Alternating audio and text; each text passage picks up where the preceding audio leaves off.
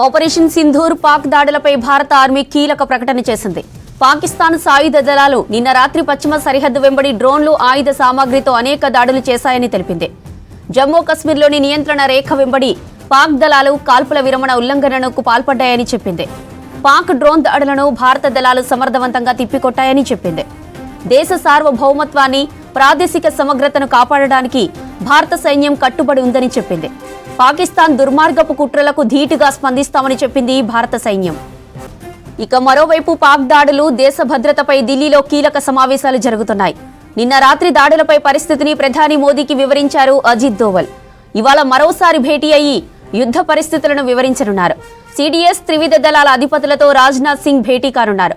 పాక్ దాడులు, భారత ప్రతిచర్యలపై మీడియా సమావేశాలు నిర్వహించనున్నాయి రక్షణ విదేశాంగ శాఖ. ఆపరేషన్ సింధూర్ పాక్ దాడులపై భారత ఆర్మీ కీలక ప్రకటన చేసింది. పాకిస్తాన్ సాయుధ దళాలు నిన్న రాత్రి పశ్చిమ సరిహద్దు వెంబడి డ్రోన్లు, ఆయుధ సామాగ్రితో అనేక దాడులు చేశాయని తెలిపింది. జమ్మూ కశ్మీర్లోని నియంత్రణ రేఖ వెంబడి పాక్ దళాలు కాల్పుల విరమణ ఉల్లంఘనను పాల్పడ్డాయని చెప్పింది. పాక్ డ్రోన్ దాడులను భారత దళాలు సమర్థవంతంగా తిప్పికొట్టాయని చెప్పింది. దేశ సార్వభౌమత్వాన్ని, ప్రాదేశిక సమగ్రతను కాపాడడానికి భారత సైన్యం కట్టుబడి ఉందని చెప్పింది. ఇక పాకిస్తాన్ దుర్మార్గపు కుట్రలకు ధీటుగా స్పందిస్తామని చెప్పింది భారత సైన్యం. ఇక మరోవైపు పాక్ దాడులు, దేశ భద్రతపై ఢిల్లీలో కీలక సమావేశాలు జరుగుతున్నాయి. నిన్న రాత్రి దాడులపై పరిస్థితిని ప్రధాని మోదీకి వివరించారు అజిత్ దోవల్. ఇవాళ మరోసారి భేటీ అయ్యి యుద్ధ పరిస్థితులను వివరించనున్నారు.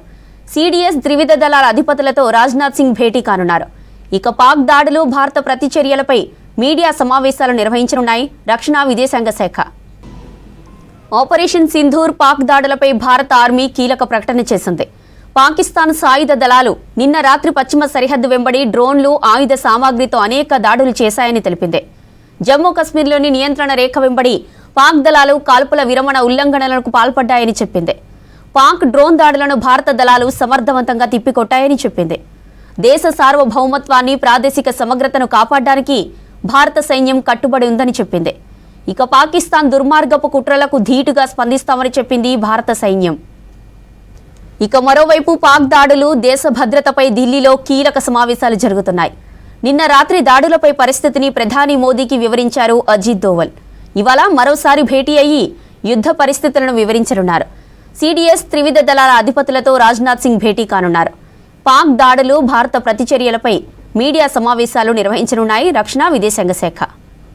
ఇక భారత్ పాక్ మధ్య ఉద్రిక్తతలపై పూర్తి డీటెయిల్స్ ఢిల్లీ నుంచి మదార్ మనకు లైవ్ లో అందించడానికి రెడీగా ఉన్నారు. మదార్, లేటెస్ట్ అప్డేట్స్ ఏంటి?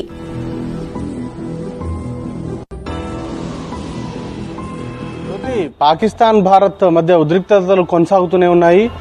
పాకిస్తాన్ చేస్తున్నటువంటి దాడులకు సంబంధించి ఆర్మీ కీలక ప్రకటన అనేది కూడా చేసింది. ఆఫ్టర్ ఆపరేషన్ సింధూర్ తర్వాత పాకిస్తాన్ వరుసగా సీజ్ ఫైర్ వైలేషన్ కావచ్చు, అలాగే భారత్కు సంబంధించినటువంటి సైన్య స్థావరాలను టార్గెట్ గా చేసుకుని పాకిస్తాన్ చేసినటువంటి డ్రోన్ల దాడి, మిసైళ్ల దాడితో పాటు భారత్లోకి చొచ్చుకొచ్చేందుకు ప్రయత్నాలు, సాంబా జిల్లాలో చేసినటువంటి ప్రయత్నాలు, వీటన్నింటిపైన కూడా ఆర్మీ ఒక కీలక ప్రకటన చేసింది. ముఖ్యంగా పశ్చిమ సరిహద్దు ప్రాంతాల వెంబడి డ్రోన్లతోటి దాడులు చేయడంతో పాటు మిసైళ్లను యూజ్ చేసి భారత సైన్యాన్ని లక్ష్యంగా చేసుకుని దాడులకు అనేది కూడా పాల్పడినట్టుగా ఆర్మీ ప్రకటించింది. అయితే ఆ దాడులన్నింటినీ కూడా భారత్ సమర్థవంతంగా తిప్పికొట్టింది. S-400తో పాటు ఇతర డిఫెన్స్ సిస్టమ్స్ ని యూజ్ చేసి భారత్ వాటన్నింటినీ కూడా నిర్వీర్యం చేసింది. సుమారు 50కి పైగా డ్రోన్లను నిర్వీర్యం చేసినట్టుగా సమాచారం ఉంది. ఇక కీలకంగా పాకిస్తాన్ నుంచి ఎప్పుడైతే దాడులు ప్రారంభమయ్యాయో వాటిని సమర్థవంతంగా తిప్పికొడుతూనే మరోవైపు భారత్ కూడా పాకిస్తాన్ పైన దాడులను అనేది కూడా ఉధృతం చేసింది. కీలకమైనటువంటి పట్టణాలు రావల్పిండి కావచ్చు, లాహోర్, ఇస్లామాబాద్ వంటి కీలకమైనటువంటి పట్టణాలపైన భారత్ దాడులకు అనేది కూడా పాల్పడింది. వాటితో పాటు కరాచీకి సంబంధించినటువంటి పోర్టును కూడా ధ్వంసం చేసినట్టుగా సమాచారం ఉంది. వాటికి సంబంధించి అఫీషియల్ కన్ఫర్మేషన్ అనేది కూడా రావాల్సి ఉంది.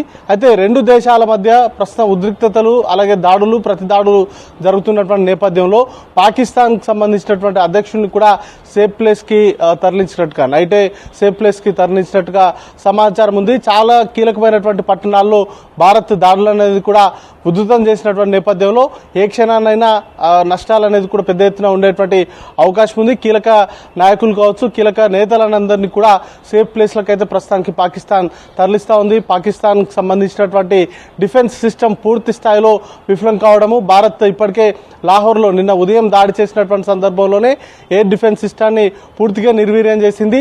ఆ తర్వాత నుంచి కూడా పాకిస్తాన్ సంబంధించినటువంటి దాడులు భారత్ వైపు వస్తున్న వాటిని సమర్థవంతంగా తిప్పికొడుతున్నారు. కీలకంగా సరిహద్దు ప్రాంతాలకు సంబంధించి వాటినే లక్ష్యంగా చేసుకొని భారత్కు సంబంధించినటువంటి సైనిక స్థావరాలతో పాటు సివిలియన్స్ ని టార్గెట్ గా చేసుకొని పాకిస్తాన్ దాడులు అనేది కూడా చేసేటువంటి ప్రయత్నాలు చేసింది.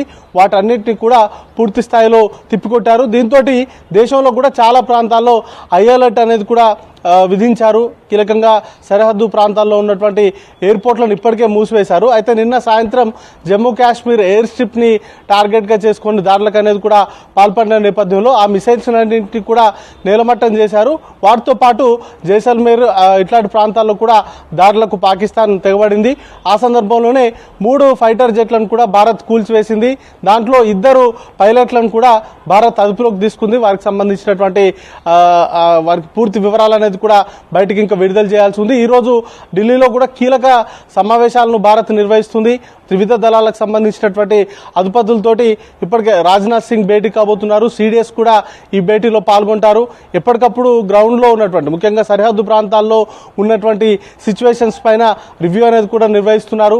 పాకిస్తాన్ సంబంధించినటువంటి చొరబాట్లకు సంబంధించినటువంటి యత్నాలు కావచ్చు, లేకపోతే పాకిస్తాన్ చేసేటువంటి మిసైల్ దాడులు, లేకపోతే డ్రోన్లతో చేసేటువంటి దాడులన్నింటినీ కూడా ఏ విధంగా తిప్పికొట్టాలి, అలాగే పాకిస్తాన్ సంబంధించినటువంటి ప్రతిదాడులకు సంబంధించినటువంటి వ్యూహాత్మకంగా అమలు చేయాల్సినటువంటి వ్యూహాలకు సంబంధించినటువంటి అంశాలపైన కూడా ఈ భేటీలోనే చర్చ అనేది కూడా జరగబోతుంది. ఇంకా ఇప్పటికే భారత్ త్రివిధ దళాలకు కూడా పూర్తి స్థాయిలో ఫ్రీ హ్యాండ్ ఆపరేషనల్ సంబంధించినటువంటి ఫ్రీ హ్యాండ్ అనేది కూడా ఇచ్చింది. దాంతో పూర్తి స్థాయిలో పాకిస్తాన్ నుంచి వచ్చేటువంటి సీజ్ ఫైర్ వైలేషన్ కావచ్చు, ఇతర దాడులన్నింటినీ కూడా భారత్ ఎప్పటికప్పుడు తిప్పికొడతా ఉంది. వాటికి సంబంధించినటువంటి వారు ఒక దెబ్బతో కొడితే వాటిని 10 దెబ్బలతో కొట్టేలాగా భారత్ అనేది కూడా పూర్తి స్థాయిలో సన్నద్ధమైంది. వాటికి సంబంధించినటువంటి అంశాలపైన పూర్తిగా ఫోకస్ అనేది కూడా పెట్టారు. ఇక ప్రధాని తోటి కూడా అజిత్ దోవల్ ముఖ్యంగా భేటీ కాబోతున్నారు. ఎప్పటికప్పుడు గ్రౌండ్ లో ఉన్నటువంటి సిచ్యువేషన్స్ కూడా ప్రధానికి సిడిఎస్ ఎన్ఎస్ఏ అజిత్ దోవల్ కూడా ఎప్పటికప్పుడు ఆయన వివరాలు అనేది బ్రీఫింగ్ అనేది కూడా చేస్తా ఉన్నారు. ఓవరాల్ గా 2 దేశాల మధ్య ఉన్నటువంటి ఉద్రిక్తతల నేపథ్యంలో అమెరికా కూడా స్పందించింది. ఈ 2 దేశాల మధ్య 2 అణుశక్తులతో కూడినటువంటి దేశాల మధ్య ప్రస్తుతం జరుగుతున్నటువంటి యుద్ధం సంబంధించినటువంటి పరిస్థితుల్లో తాము తలదూర్చదలుచుకోలేదు. కానీ 2 కూడా న్యూట్రల్ అయితే 2 కూడా సామరస్యాన్ని పాటించాలనేటువంటి దిశగా నిన్నటి వరకు పిలుపుననేది కూడా ఇచ్చారు. బట్ ఈ రోజు జేడీ వ్యాన్స్ అమెరికాకు సంబంధించినటువంటి ఉపాధ్యక్షుడు కూడా కొద్దిసేపటి క్రితం ఆయన మాట్లాడారు. ఆ సందర్భంలోనే భారత్ చేస్తున్నటువంటి దాడులకు సంబంధించి భారత్ను వెనక్కి తగ్గాలని మేమేమి సూచించదలుచుకోలేదు, దాంట్లో మేము తలదూర్చాలనుకోవట్లేదు. ఇది అమెరికాకు సంబంధించి ఎట్లాంటి సంబంధం లేనటువంటి ఇష్యూ అది.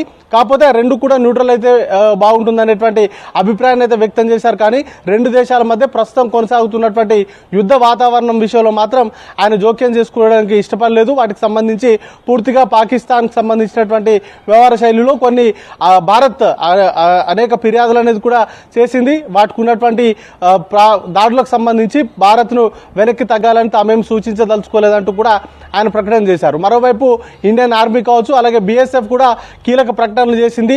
బీఎస్ఎఫ్ అయితే సాంబా జిల్లా నుంచి భారత్ లోకి ఇన్ఫిల్ట్రేషన్ అంటే వారికి సంబంధించినటువంటి చొరబాట్లకు భారీ ఎత్తున ప్లాన్ చేశారు. వాటిని తిప్పికొట్టినట్టుగా అంటే రాత్రి 11 గంటల ప్రాంతంలో భారత్ లోకి చొరబడేందుకు భారీ స్థాయిలో పాకిస్తాన్ సంబంధించినటువంటి ఆర్మీ కావచ్చు, లేకపోతే ఉగ్రవాదులు కావచ్చు, వారందరూ కూడా ప్రయత్నం చేసినట్టుగా ప్రకటించింది. దాన్ని సమర్థవంతంగా తిప్పికొట్టామంటూ కూడా భారత్ కు సంబంధించినటువంటి బీఎస్ఎఫ్ ఇప్పటికే ప్రకటించింది. మొత్తంగా 2 దేశాల మధ్య ఉన్నటువంటి సరిహద్దు ప్రాంతాల్లో హై అలర్ట్నెస్ అనేది కూడా పూర్తి స్థాయిలో ఉంది. ముఖ్యంగా సరిహద్దు ప్రాంతాల్లో ఉన్నటువంటి ప్రజలను ఎవాక్యుయేషన్ చేయడం కావచ్చు, రాత్రిలో అయితే వాటిని టార్గెట్ గా చేసుకుని మిసైల్స్ తోటి డ్రోన్లతోటి కూడా దాడులకు పాల్పడుతున్నటువంటి నేపథ్యంలో అక్కడ బ్లాక్అవుట్ విధింపు ఇట్లాంటి అంశాలపైన సీరియస్ గా ఫోకస్ పెట్టింది జ్యోతి.